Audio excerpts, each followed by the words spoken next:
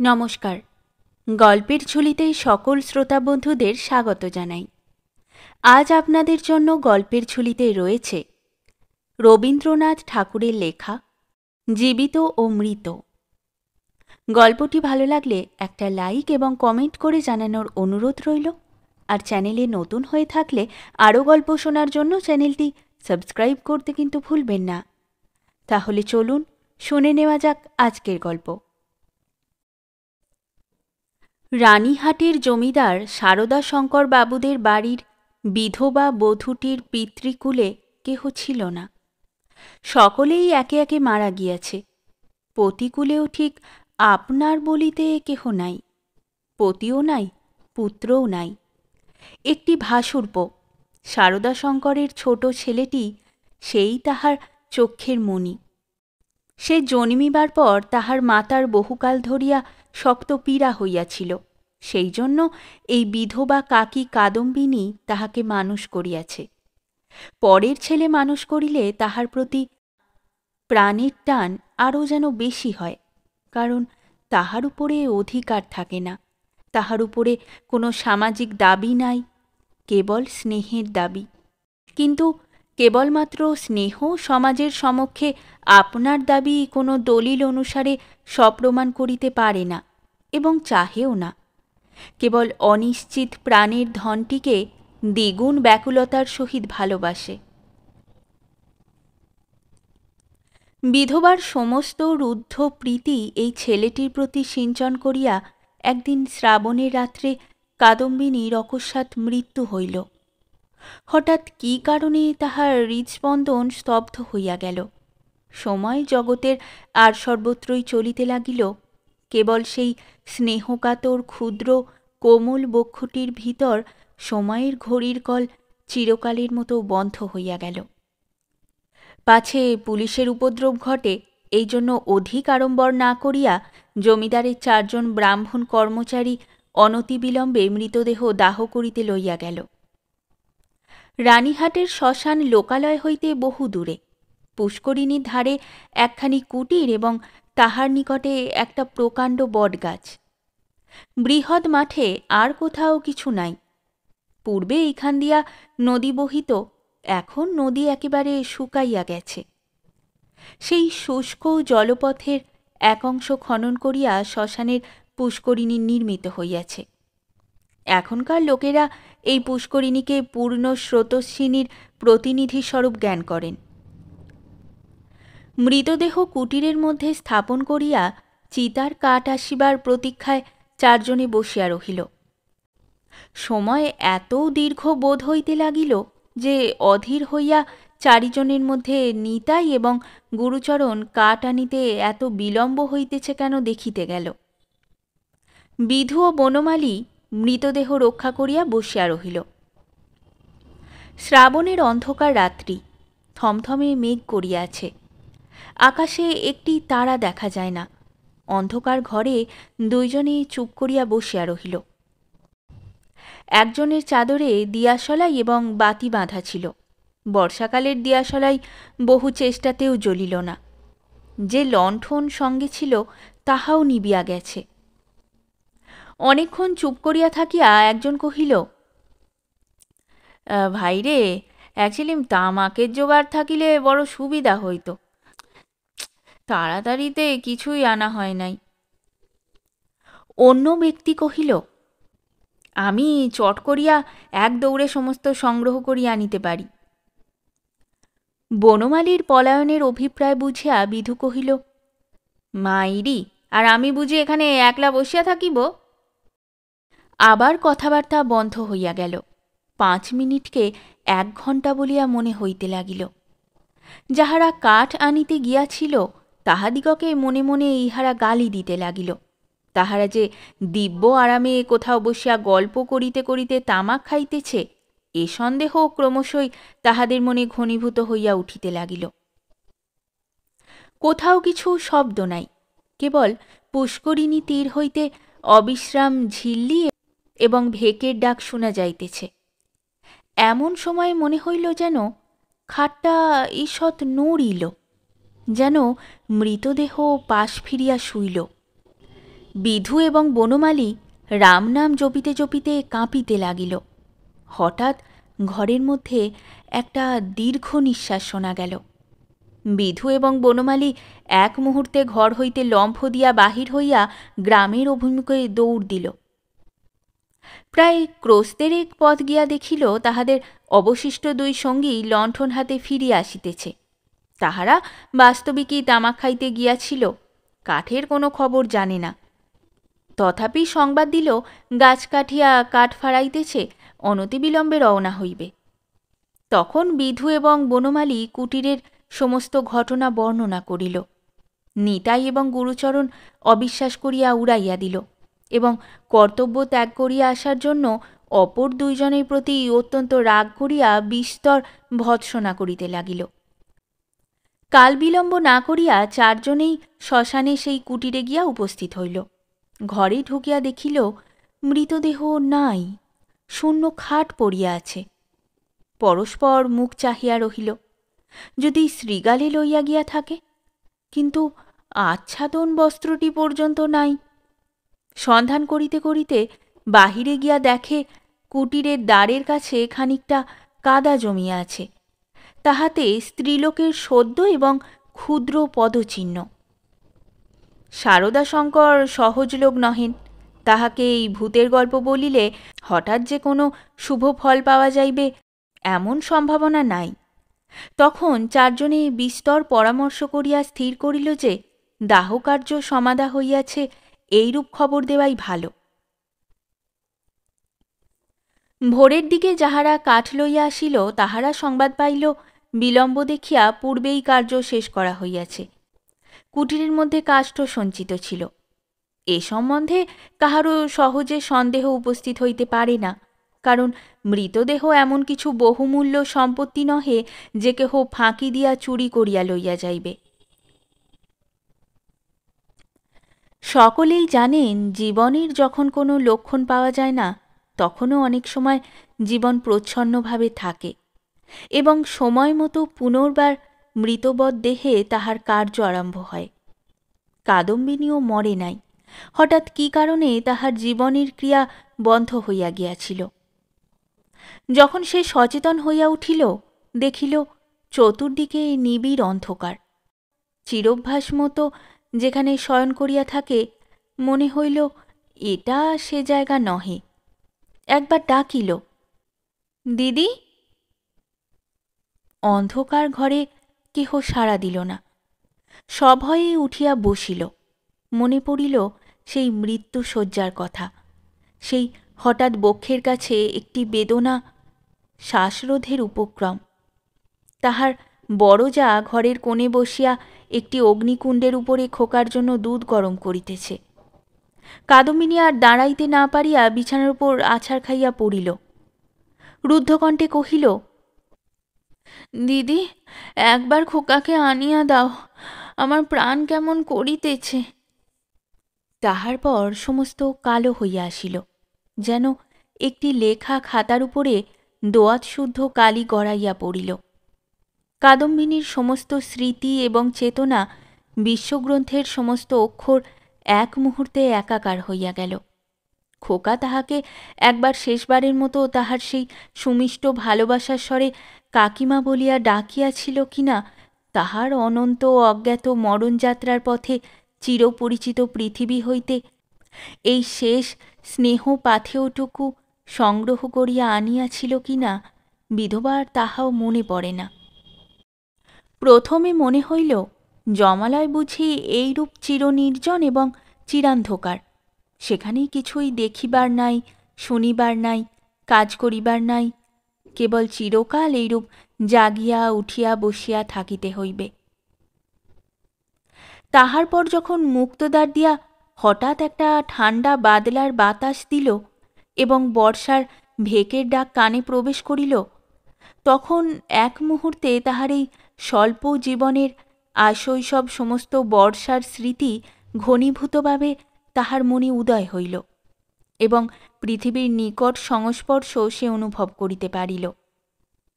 একবার বিদ্যুৎ চমকিয়া উঠিল। সম্মুখে পুষ্করিণী, বটগাছ, বৃহৎ মাঠ এবং সুদূর তরুশ্রেণী এক পলকে চোখে পড়িল। মনে পড়িল মাঝে মাঝে পুণ্যতিথি উপলক্ষে এই পুষ্করিণীতে আসিয়া স্নান করিয়াছে, এবং মনে পড়িল সেই সময়ে এই শ্মশানে মৃতদেহ দেখিয়া মৃত্যুকে কি ভয়ানক মনে হইত। প্রথমে মনে হইল বাড়ি ফিরিয়া যাইতে হইবে, কিন্তু তখনই ভাবিল আমি তো বাঁচিয়া নাই, আমাকে বাড়িতে লইবে কেন?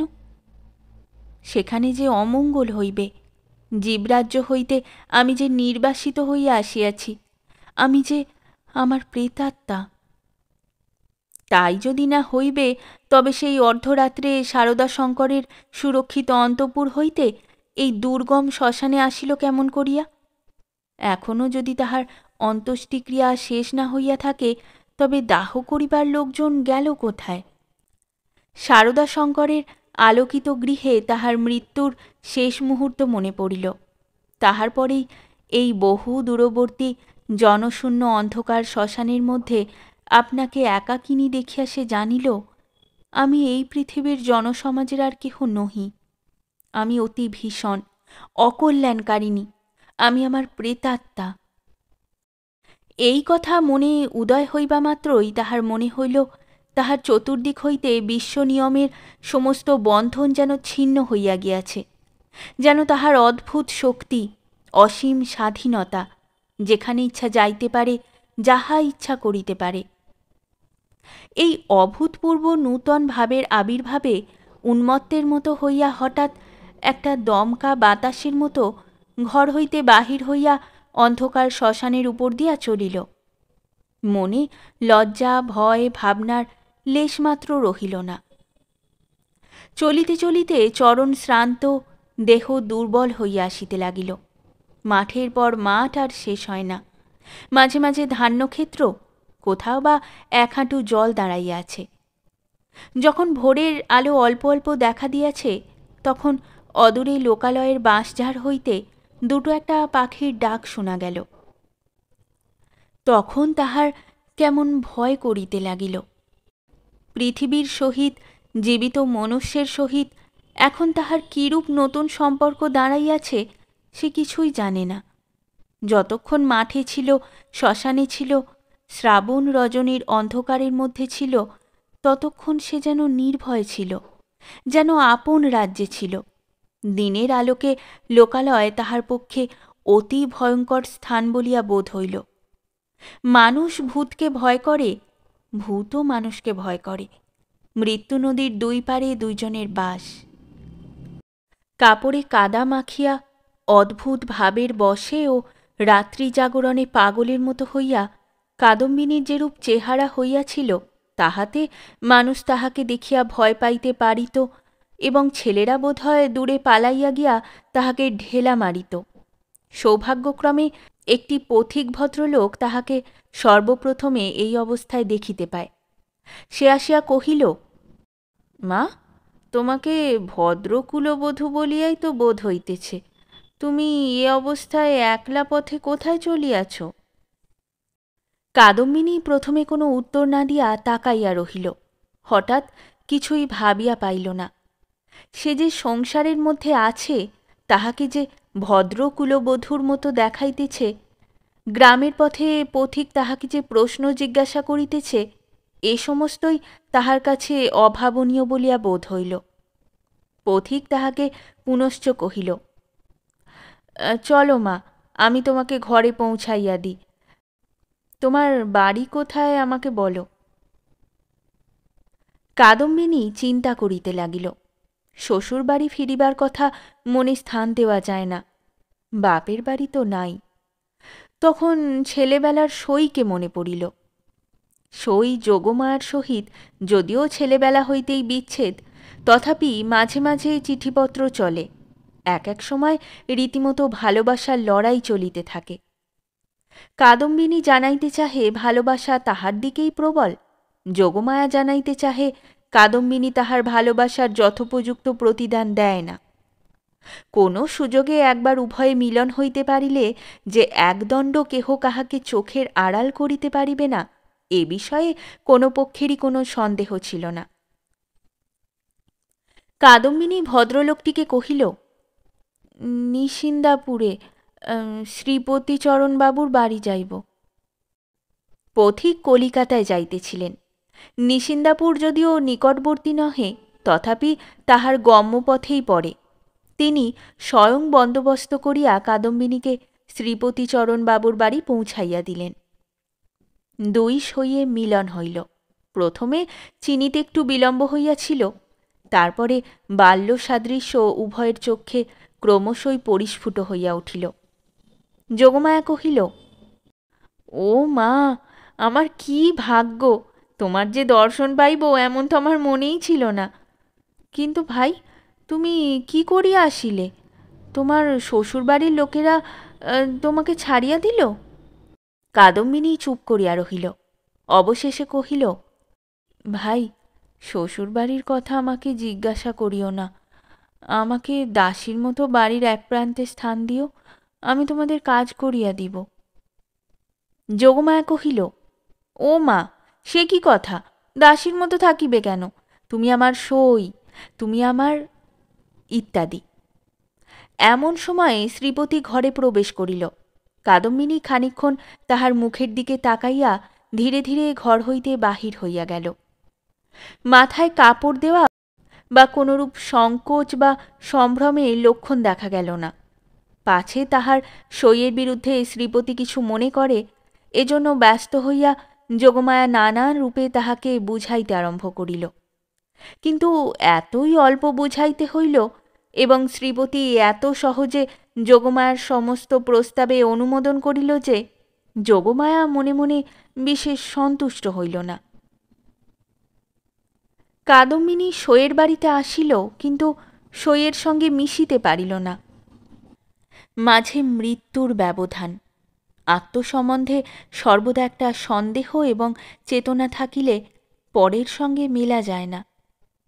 কাদম্বিনী যোগমায়ার মুখের দিকে চায় এবং কি যেন ভাবে, মনে করে স্বামী এবং ঘরকন্যা লইয়া ও যেন বহু দূরে আর এক জগতে আছে।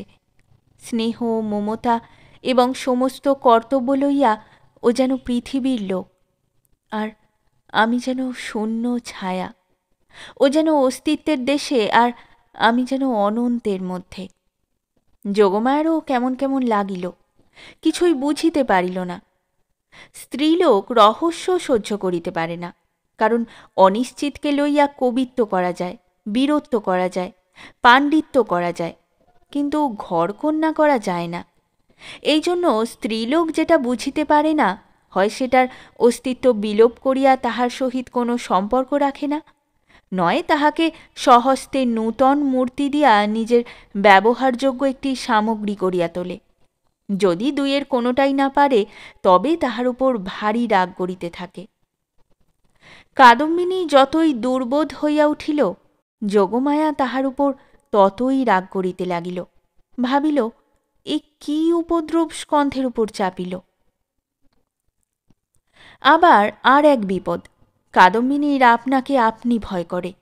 সে নিজের কাছ হইতে নিজে কিছুতেই পলাইতে পারে না। যাহাদের ভূতের ভয় আছে, তাহারা আপনার পশ্চাৎ দিককে ভয় করে। যেখানে দৃষ্টি রাখিতে পারে না, সেইখানেই ভয়। কিন্তু কাদম্বিনীর আপনার মধ্যেই সর্বাপেক্ষা বেশি ভয়, বাহিরে তার ভয় নাই। এই জন্য বিজন দ্বীপ্রহরে সে একা ঘরে এক একদিন চিৎকার করিয়া উঠিত, এবং সন্ধ্যাবেলায় দীপালোকে আপনার ছায়া দেখিলে তাহার গা ছমছম করিতে থাকিত। তাহার এই ভয় দেখিয়া বাড়িশুদ্ধ লোকের মনে কেমন একটা ভয় জন্মিয়া গেল। চাকর দাসীরা এবং যোগমায়াও যখন তখন যেখানে সেখানে ভূত দেখিতে আরম্ভ করিল।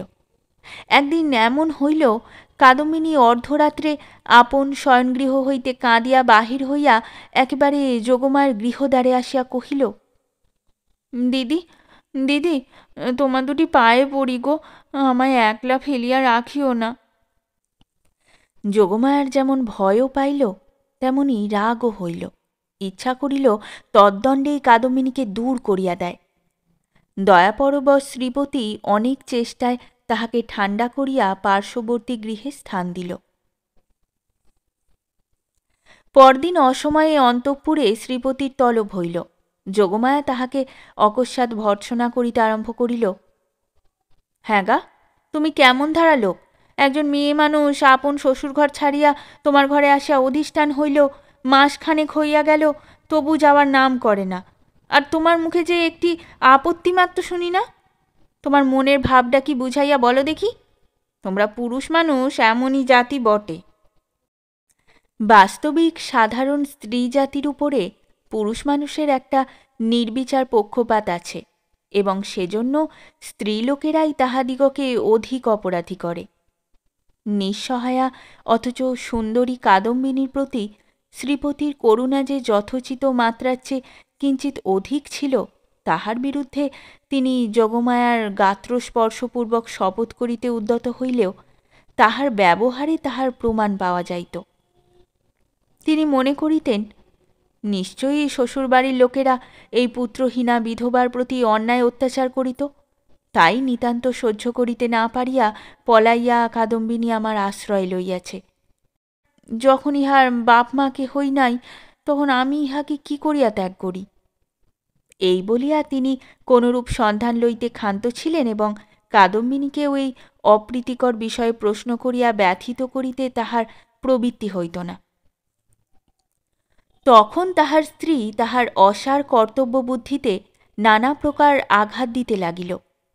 কাদম্বিনীর শ্বশুরবাড়িতে খবর দেওয়া যে তাহার গৃহের শান্তি রক্ষার পক্ষে একান্ত আবশ্যক, তাহা তিনি বেশ বুঝিতে পারিলেন। অবশেষে স্থির করিলেন, হঠাৎ চিঠি লিখিয়া বসিলে ভালো ফল নাও হইতে পারে, অতএব রানীহাটে তিনি নিজে গিয়া সন্ধান লইয়া যাহা কর্তব্য স্থির করিবেন। শ্রীপতি তো গেলেন। এদিকে যোগমায়া আসিয়া কাদম্বিনীকে কহিল, সই, এখানে তোমার আর থাকা ভালো দেখাইতেছে না, লোকে বলিবে কি?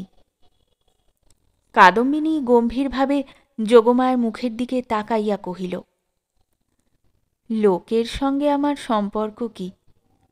যোগমায়া কথা শুনিয়া অবাক হইয়া গেল, কিঞ্চিত রাগিয়া কহিল, তোমার না থাকে আমাদের তো আছে, আমরা পরের ঘরের বধূকে কি বলিয়া আটক করিয়া রাখিব?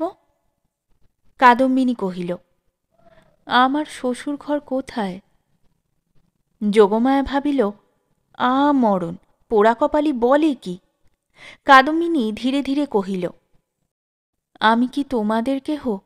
আমি কি এই পৃথিবীর? তোমরা হাসিতেছ, কাঁদিতেছ, ভালোবাসিতেছ, সবাই আপন আপন লইয়া আছো। আমি তো কেবল চাহিয়া আছি। তোমরা মানুষ, আর আমি ছায়া। বুঝিতে পারি না ভগবান আমাকে তোমাদের এই সংসারের মাঝখানে কেন রাখিয়াছেন। তোমরাও ভয় করো পাছে তোমাদের হাসি খেলার মধ্যে আমি অমঙ্গল আনি। আমিও বুঝিয়া উঠিতে পারি না তোমাদের সঙ্গে আমার কি সম্পর্ক, কিন্তু ঈশ্বর যখন আমাদের জন্য আর কোনো স্থান গড়িয়া রাখেন নাই, তখন কাজে কাজেই বন্ধন ছিঁড়িয়া যায়, তবু তোমাদের কাছেই ঘুরিয়া ঘুরিয়া বেড়াই। এমনইভাবে চাহিয়া কথাগুলো বলিয়া গেল যে যোগমায়া কেমন একরকম করিয়া মোটের ওপর একটা কি বুঝিতে পারিল, কিন্তু আসল কথাটা বুঝিল না, জবাবও দিতে পারিল না, দ্বিতীয়বার প্রশ্ন করিতেও পারিল না। অত্যন্ত ভারগ্রস্ত গম্ভীরভাবে চলিয়া গেল। রাত্রি প্রায় যখন 10টা, তখন শ্রীপতি রানীহাট হইতে ফিরিয়া আসিলেন। মুষলধারে বৃষ্টিতে পৃথিবী ভাসিয়া যাইতেছে। ক্রমাগতই তাহার ঝরঝর শব্দে মনে হইতেছে বৃষ্টির শেষ নাই, আজ রাত্রিরও শেষ নাই। যোগমায়া জিজ্ঞাসা করিলেন, কি হইল? শ্রীপতি কহিলেন, সে অনেক কথা, পরে হইবে, বলিয়া কাপড় ছাড়িয়া আহার করিলেন এবং তামাক খাইয়া শুইতে গেলেন। ভাবটা অত্যন্ত চিন্তিত।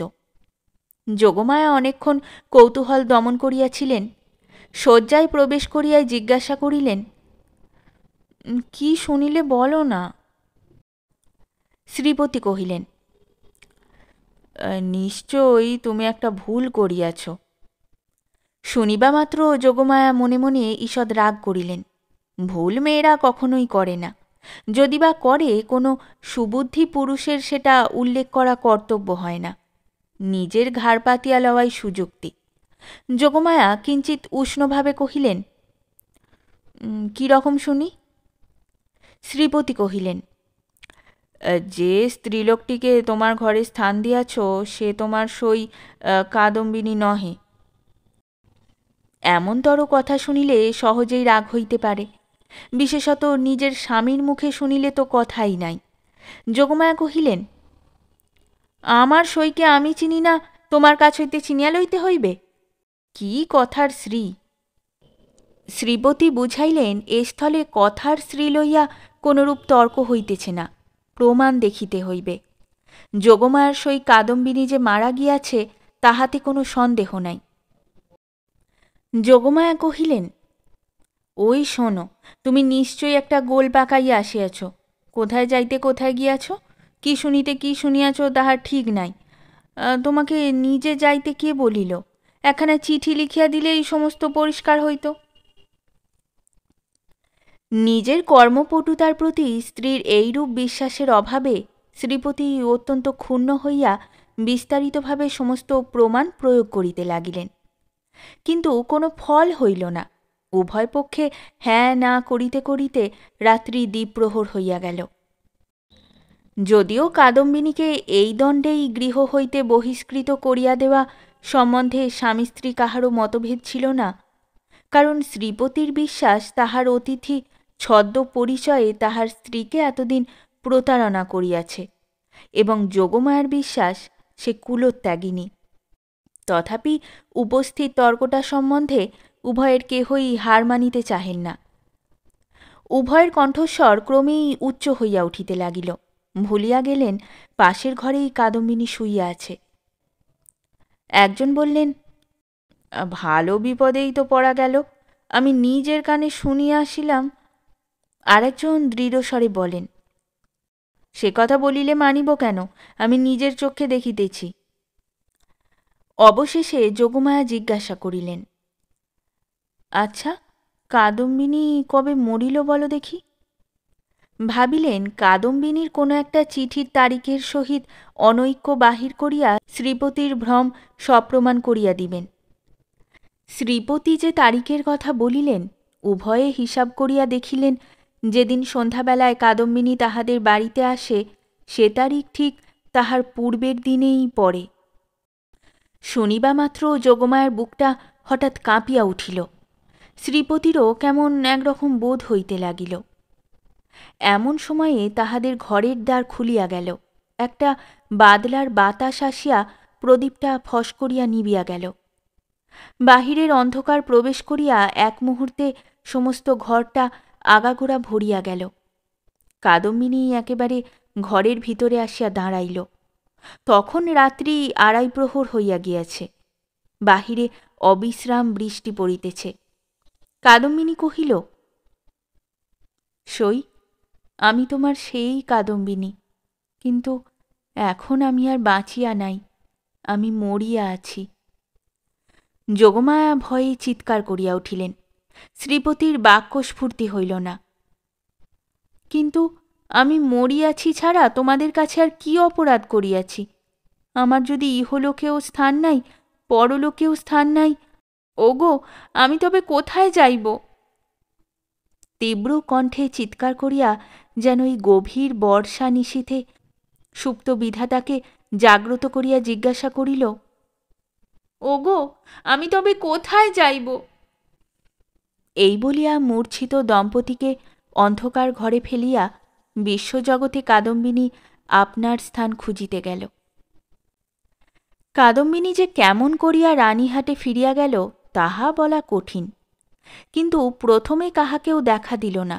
সমস্ত দিন অনাহারে একটা ভাঙা পোড়ো মন্দিরে যাপন করিল। বর্ষার অকাল সন্ধ্যা যখন অত্যন্ত ঘন হইয়া আসিল এবং আসন্ন দুর্যোগের আশঙ্কায় গ্রামের লোকেরা ব্যস্ত হইয়া আপন আপন গৃহ আশ্রয় করিল, তখন কাদম্বিনী পথে বাহির হইল। শ্বশুরবাড়ির দ্বারে গিয়া একবার তাহার হৃদকম্প উপস্থিত হইয়াছিল, কিন্তু মস্ত ঘোমটা টানিয়া যখন ভিতরে প্রবেশ করিল, দাসীভ্রমে দ্বারীরা কোনরূপ বাধা দিল না। এমন সময় বৃষ্টি খুব চাপিয়া আসিল, বাতাসও বেগে বহিতে লাগিল। তখন বাড়ির গৃহিণী শারদাশঙ্করের স্ত্রী তাহার বিধবা ননদের সহিত তাস খেলিতেছিলেন। ঝি ছিল রান্নাঘরে এবং পীড়িত খোকা জ্বরের উপশমে শয়নগৃহে বিছানায় ঘুমাইতেছিল। কাদম্বিনী সকলের চক্ষু এড়াইয়া সেই ঘরে গিয়া প্রবেশ করিল। সে যে কি ভাবিয়া শ্বশুরবাড়ি আসিয়াছিল জানি না, সে নিজেও জানে না, কেবল এইটুকু জানে যে একবার খোকাকে চক্ষে দেখিয়া যাইবার ইচ্ছা। তাহার পর কোথায় যাইবে, কি হইবে, সে কথা সে ভাবেও নাই। দিবালোকে দেখিল রুগ্ন শীর্ণ খোকা হাত মুঠা করিয়া ঘুমাইয়া আছে। দেখিয়া উত্তপ্ত হৃদয় যেন তৃষাতুর হইয়া উঠিল। তাহার সমস্ত বালাই লইয়া তাহাকে একবার বুকে চাপিয়া না ধরিলে কি বাঁচা যায়? আর তাহার পর মনে পড়িল, আমি নাই, ইহাকে দেখিবার কে আছে? ইহার মা সঙ্গ ভালোবাসে, গল্প ভালোবাসে, খেলা ভালোবাসে। এতদিন আমার হাতে ভার দিয়াই সে নিশ্চিন্ত ছিল, কখনো তাহাকে ছেলে মানুষ করিবার কোনো দায় পোহাইতে হয় নাই। আজ ইহাকে কে তেমন করিয়া যত্ন করিবে? এমন সময় খোকা হঠাৎ পাশ ফিরিয়া অর্ধনিদ্রিত অবস্থায় বলিয়া উঠিল, কাকিমা, জল দে। আহ, মরিয়া যাই, সোনা আমার, তোর কাকিমাকে এখনো ভুলিস নাই? তাড়াতাড়ি কুঁজা হইতে জল গড়াইয়া লইয়া খোকাকে বুকের উপর তুলিয়া কাদম্বিনী তাহাকে জল পান করাইল। যতক্ষণ ঘুমের ঘোর ছিল, চিরভ্যাস মতো কাকিমার হাত হইতে জল খাইতে খোকার কিছুই আশ্চর্যবোধ হইল না। অবশেষে কাদম্বিনী যখন বহুকালের আকাঙ্ক্ষা মিটাইয়া তাহার মুখ চুম্বন করিয়া তাহাকে আবার শুয়াইয়া দিল, তখন তাহার ঘুম ভাঙিয়া গেল এবং কাকিমাকে জড়াইয়া ধরিয়া জিজ্ঞাসা করিল, কাকিমা, তুই মরে গিয়েছিলি? কাকিমা কহিল, হ্যাঁ খোকা। আবার তুই খোকার কাছে ফিরে এসেছিস? আর তুই মরে যাবি নে তো? ইহার উত্তর দিবার পূর্বেই একটা গোল বাঁধিল। ঝি এক বাটি সাগু হাতে করিয়া ঘরে প্রবেশ করিয়াছিল। হঠাৎ বাটি ফেলিয়া মাগো বলিয়া আছাড় খাইয়া পড়িয়া গেল। চিৎকার শুনিয়া তাস ফেলিয়া গিন্নি ছুটিয়া আসিলেন। ঘরে ঢুকিতেই তিনি একেবারে কাঠের মতো হইয়া গেলেন। পলাইতেও পারিলেন না, মুখ দিয়া একটি কথাও সরিল না। এই সকল ব্যাপার দেখিয়া খোকারও মনে ভয়ের সঞ্চার হইয়া উঠিল। সে কাঁদিয়া বলিয়া উঠিল, কাকিমা, তুই যা। কাদম্বিনী অনেক দিন পরে আজ অনুভব করিয়াছে যে সে মরে নাই। সেই পুরাতন ঘরদ্বার, সেই সমস্ত, সেই খোকা, সেই স্নেহ তাহার পক্ষে সমান জীবন্তভাবেই আছে। মধ্যে কোনো বিচ্ছেদ, কোনো ব্যবধান জন্মায় নাই। সইয়ের বাড়ি গিয়া অনুভব করিয়াছিল বাল্যকালের সে সই মরিয়া গিয়াছে। খোকার ঘরে আসিয়া বুঝিতে পারিল খোকার কাকিমা তো এক তিলও মরে নাই। ব্যাকুলভাবে কহিল, দিদি, তোমরা আমাকে দেখিয়া কেন ভয় পাইতেছ? এই দেখো, আমি তোমাদের সেই তেমনই আছি। গিন্নি আর দাঁড়াইয়া থাকিতে পারিলেন না, মূর্ছিত হইয়া পড়িয়া গেলেন। ভগ্নীর কাছে সংবাদ পাইয়া শারদাশঙ্করবাবু স্বয়ং অন্তঃপুরে আসিয়া উপস্থিত হইলেন। তিনি জোর হস্তে কাদম্বিনীকে কহিলেন, ছোট বৌমা, এই কি তোমার উচিত হয়? সতীশ আমার বংশের একমাত্র ছেলে, উহার প্রতি তুমি কেন দৃষ্টি দিতেছ? আমরা কি তোমার পর? তুমি যাওয়ার পর হইতে ও প্রতিদিন শুকাইয়া যাইতেছে, উহার ব্যায়ামও আর ছাড়ে না, দিনরাত কেবল কাকিমা কাকিমা করে। যখন সংসার হইতে বিদায় লইয়াছ, তখন এ মায়াবন্ধন ছিঁড়িয়া যাও, আমরা তোমার যথোচিত সৎকার করিব। তখন কাদম্বিনী আর সহিতে পারিল না, তীব্র কণ্ঠে বলিয়া উঠিল, ওগো, আমি মরি নাই গো, মরি নাই। আমি কেমন করিয়া তোমাদের বুঝাইব? আমি মরি নাই, এই দেখো আমি বাঁচিয়া আছি। বলিয়া কাঁসার বাটিটা ভূমি হইতে তুলিয়া কপালে আঘাত করিতে লাগিল। কপাল ফাটিয়া রক্ত বাহির হইতে লাগিল। তখন বলিল, এই দেখো, আমি বাঁচিয়ে আছি, দেখো। শারদাশঙ্কর মূর্তির মতো দাঁড়াইয়া রহিলেন। খোকা ভয়ে বাবাকে ডাকিতে লাগিল। দুই মূর্ছিতা রমণী মাটিতে পড়িয়া রহিল। তখন কাদম্বিনী, ওগো, আমি মরি নাই গো, মরি নাই গো, মরি নাই বলিয়া চিৎকার করিয়া ঘর হইতে বাহির হইয়া সিঁড়ি বাহিয়া নামিয়া অন্তঃপুরের পুষ্করিণী জলের মধ্যে গিয়া পড়িল। শারদাশঙ্কর উপরের ঘর হইতে শুনিতে পাইলেন ঝপাস করিয়া একটা শব্দ হইল। সমস্ত রাত্রি বৃষ্টি পড়িতে লাগিল। তাহার পরদিন সকালেও বৃষ্টি পড়িতেছে, মধ্যাহ্নেও বৃষ্টির বিরাম নাই। কাদম্বিনী মরিয়া প্রমাণ করিল সে মরে নাই।